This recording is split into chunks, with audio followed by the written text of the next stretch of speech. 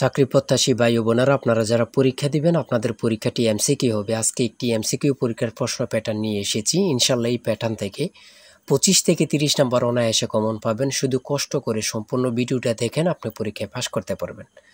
আপনাদের পরীক্ষাটি এমসিকিউ হবে। এমসিকিউ পরীক্ষার প্রশ্ন প্যাটার্ন যেমন থাকবে সেম প্যাটার্নে আমরা একটি চূড়ান্ত সাজেশন তৈরি করেছি, একদম শর্ট করে, একদম স্পেশাল একটি শর্ট চূড়ান্ত সাজেশন তৈরি করা হয়েছে। শুধু আপনাদের কথা বিবেচনা করে কোন কোন টপিক কোন কোন বিষয়গুলো থেকে পড়তে হয় আপনারা কিন্তু অনেকেই জানেন না। তার জন্য আপনাদের কথা চিন্তা ভাবনা করে একদম শর্ট করে একটি চূড়ান্ত সাজেশন তৈরি করা হয়েছে। সাজেশনটি নিতে স্ক্রিনে দেওয়া হোয়াটসঅ্যাপ নাম্বার রয়েছে, ইমো নাম্বার রয়েছে, দুটোর মধ্যে যে কোনো একটি মেসেজ করে সাজেশনটি সংগ্রহ করুন। সাজেশনের মূল্য 100 টাকা। আমি অবশ্যই বলি প্রত্যেকে আমাদের সাজেশনটি সংগ্রহ করবেন, ইনশাল্লাহ আপনারা পরীক্ষায় পাশ করে যাবেন। পরীক্ষার প্রশ্ন প্যাটার্নটা যেমনভাবে দেয়া থাকবে সেম প্যাটার্নে আমাদের সাজেশনটি রচিত। ইনশাল্লাহ আমি আশা করি 100% কমন পাবেন। শুধু আমাদের সাজেশনটি পরীক্ষা দিতে গেলে আপনি উত্তীর্ণ হয়ে যাবেন।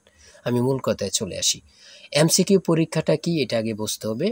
এখানে যেমন দেয়া আছে নিচের কোন বানানটি সঠিক, নিচের কোন বানানটি সঠিক। দেখেন এখানে 4টা অপশন দেয়া থাকবে, যে অপশনটা সঠিক। যেমন মনে করেন খ নাম্বার অপশনটা সঠিক, আপনারা খ নাম্বার অপশনটা বরাট করলে একটি নাম্বার পেয়ে যাবেন। এমনভাবে কিন্তু আপনাদের পরীক্ষা থাকবে। আমার কথা বুঝতে পেরেছেন? যেমন এখানে প্রথমে রয়েছে নিচের কোন বানানটি সঠিক। এখানে কিন্তু 4টা অপশনে কিন্তু হুবহু মিল রাখে তারা। হ্যাঁ, তার মধ্যে যে বানানটা সঠিক এটা কিন্তু আপনার বরাট করতে হবে। তারপরে রয়েছে সন্ধি বিচ্ছেদ। সন্ধি বিচ্ছেদ থেকে এমসিকিউ পরীক্ষা বলেন 1 নাম্বার থাকবে। তারপরে রয়েছে সমার্থক শব্দ থেকে একটি মার্ক থাকবে। কাজী নজরুল ইসলামের উপন্যাস কোনটি? নিচের এখানে কয়েকটা উপন্যাসের নাম দিয়ে দিবে। ধরেন বলবে যে কাজী নজরুল ইসলামের উপন্যাস কোনটি। হ্যাঁ, এখানে সঠিক উত্তর হচ্ছে আলেয়া। সাজের মায়া কবিতাটির রচয়িতা কে? সঠিক উত্তর হচ্ছে বেগম সুফিয়া কামাল। খুবই গুরুত্বপূর্ণ একটি প্রশ্ন উত্তর কিন্তু। শুদ্ধ বানান কোনটি? শুদ্ধ বানান কোনটি? গুরুজনে ভক্তি করে, এখানে গুরুজনে কোন কারক? কারক থেকে অবশ্যই প্রশ্ন থাকে, যে কোনো পরীক্ষায় বলেন। তারপরে সমাজ থেকে প্রশ্ন থাকবে। হ্যাঁ, 10 নম্বরে রয়েছে নিচের কোনটি নিত্য পুরুষবাচক শব্দ? তাই বলি অবশ্যই আমাদের চ্যানেলটি সাবস্ক্রাইব ও পেজটি ফলো দিয়ে রাখবেন। কেন? পরীক্ষার নোটিশ, পরীক্ষার রেজাল্ট, পরীক্ষার প্রশ্ন সমাধান, যাবতীয় সকল তথ্য সবার আগে আমরা ভিডিও আপলোড দিয়ে রাখি। আপনি যদি চ্যানেলটি সাবস্ক্রাইব, পেজটি ফলো দিয়ে রাখেন, সবার আগে চলে যাবে আপনার কাছে নোটিফিকেশন। মনে করেন আপনি পরীক্ষা দিয়েছেন, পরীক্ষার প্রশ্ন সমাধান দেখিয়ে দিব, তারপরে রেজাল্টের অপেক্ষা করা লাগবে না, আমাদের চ্যানেলে পেয়ে যাবেন, সকল তথ্য পেয়ে যাবেন। এবং কি নতুন নতুন চাকরির তথ্য পেয়ে যাবে। সার্কুলার দেওয়ার সাথে সাথে আমাদের চ্যানেলে আপলোড দেওয়া হবে। আপনি শুধু আমাদের চ্যানেলটি সাবস্ক্রাইব, পেজটি ফলো দিয়ে রাখলে সবার আগে চলে যাবে আপনার কাছে নোটিফিকেশন। তাই অবশ্যই চ্যানেলটি সাবস্ক্রাইব, পেজটি ফলো দিয়ে আমাদের মেম্বার সদস্য হয়ে আমাদের সাথেই থাকবেন। হ্যাঁ, এমনভাবে কিন্তু আপনাদের পরীক্ষার প্রশ্ন প্যাটার্ন থাকবে। 11 নম্বরে কি রয়েছে আমরা দেখি। 11 নম্বরে রয়েছে উজানের কই বাগধারাটির অর্থ কি? অর্থাৎ বাগধারা থেকে আপনাদের একটি প্রশ্ন থাকবে।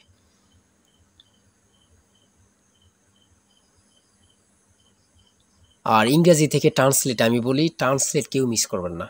ট্রান্সলেট, তারপরে নাউন থেকে, তারপরে প্রিপোজিশন থেকে, তারপরে বিভিন্ন ধরনের নাউন থেকে কিন্তু প্রশ্ন থাকবে। যেমন কেটল, এটা কি common noun, abstract noun, collective noun নাকি প্রপার নাউন? এমন ধরনের কিন্তু প্রশ্ন থাকবে ভাই, এটা কিন্তু বুঝতে হবে। ট্রান্সলেট, ট্রান্সলেট থেকে আমি অবশ্যই বলি আপনাদের প্রশ্ন থাকবে।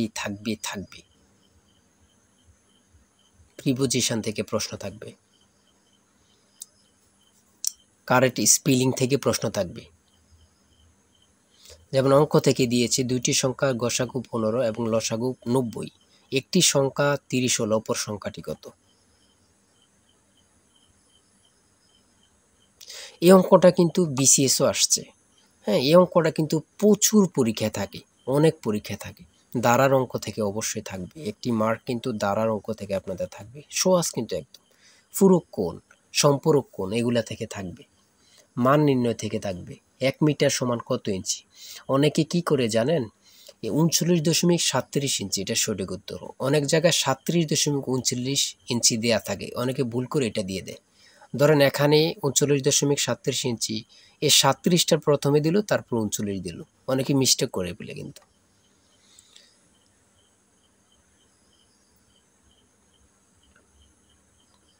প্রশ্নগুলো কিন্তু একদম ইজি আসবে। হ্যাঁ,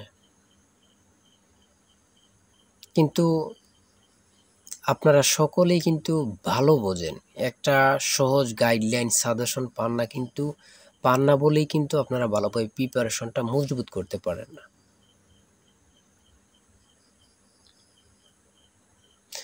মানুষের গায়ের রং কোন উপাদানের উপর নির্ভর করে? মেলানিন। বাংলাদেশের প্রথম কয়লা নির্ভর বিদ্যুৎ কেন্দ্র কোথায় অবস্থিত?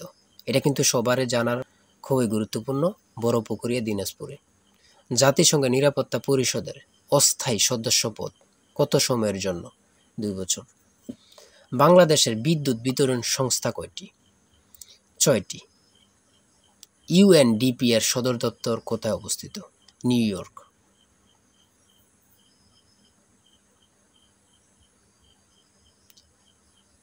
ইসরায়েলের আইনসভার নাম কি? এটা কিন্তু আসতে পারে, কারণ ইসরায়েল সব সময় কিন্তু ভাইরালের মতন হয়ে থাকে আমাদের মুসলমানদের জন্য।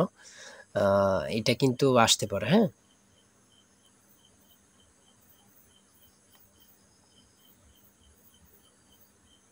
59 নম্বরে রয়েছে গণতান্ত্রিক মূল্যবোধের ভিত্তি কোনটি? উদারতাবাদ। সর্বশেষ রয়েছে 60 নম্বরে সুপ্রিম কোড হলো একটি কোড অব রেকর্ড।